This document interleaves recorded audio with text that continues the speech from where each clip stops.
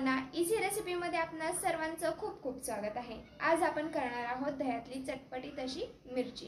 बनवायला खूप सोपी आहे, लगेच सुरू करू। दह्यातली मिरची करण्यासाठी मी या प्रकारची अशी मिरची घेतलेली आहे, जी की अजिबात तिखट नसते।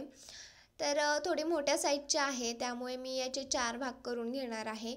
पण त्या अगोदर मिरची स्वच्छ धुवायची आणि नंतरच कट करून घ्यायची। तर इकडे मी 4 भाग असे करून घेते। लहान साईजमध्ये असेल तर 2 भाग केलेत तरी चालेल। तर या प्रकारे मी सर्व अशी मिरची कापून घेतलेली आहे। आता आपल्याला ही परतून घ्यायची आहे, कारण मिरची जर तुम्ही तेलावरती परतली तर त्याची टेस्ट अजूनच वाढते। थोडंसं तेल टाकले पॅनमध्ये आणि कमी गॅसवरती अगदीच 3 ते 4 मिनिट आपल्याला ही परतून घ्यायची आहे, जोपर्यंत मिरचीला या प्रकारे असे डाग पडत नाहीत तोपर्यंत।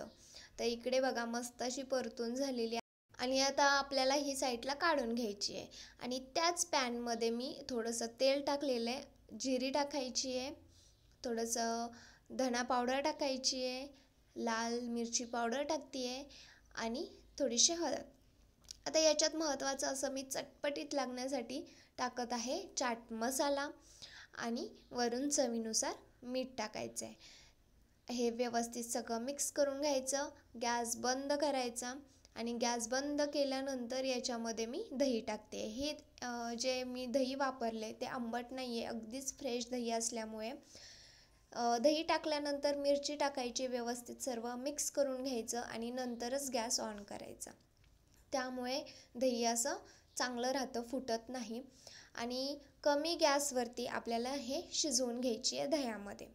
तर बघितलं तुम्ही मस्त असा कलर आलेला आहे। अगदीच कमी गॅसवरती छान अशी आपली ही मिरची शिजलेली आहे। मस्त चटपटीत आंबट तिखट अशी ही टेस्ट येते या मिरचीची। जर तुमच्याकडे चाट मसाला नसेल तर थोडंसं लिंबू पिळून घ्या किंवा मग काळं मीठ वगैरे असं काही टाकलं तरी आवडीप्रमाणे तुम्ही मसाले वेगवेगळे वापरू शकता, ट्राय करू शकता। तर इकडे शिजली आहे का बघूयात। तर मस्त अशी शिजलेली आहे, दह्यामध्ये शिजवल्यामुळे मस्त टेस्ट लागते याची। तोंडी लावण्यासाठी किंवा अगदीच भाजी म्हणून सुद्धा तुम्ही हे वापरू शकता। छान दिसते की नाही आणि लागते सुद्धा भन्नाट, त्यामुळे ट्राय करायला हरकत नाही। मस्त मिरची होते, लगेच होते, त्यामुळे एकदा नक्कीच करून बघा तुम्ही ही मिरची। जर तुमच्याकडे अशी मिरची नसेल तर तुम्ही आपल्या रोजच्या वापरामध्ये जी मिरची असते, 2 प्रकार असतात, एक तिखट असते, एक कमी तिखट असते। जी कमी तिखट असते ती मिरची घेऊन सुद्धा तुम्ही ही रेसिपी करू शकता।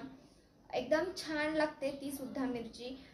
तोंडी लावण्यासाठी किंवा अगदीच भाजी म्हणून देखील तुम्ही अशी मिरची बनवू शकता। त्यामुळे तुम्हाला जर ही रेसिपी आवडली असेल तर नक्की लाईक करा आणि कोणी नवीन असेल आपल्या चॅनलवर तर सबस्क्राईब करायला विसरू नका।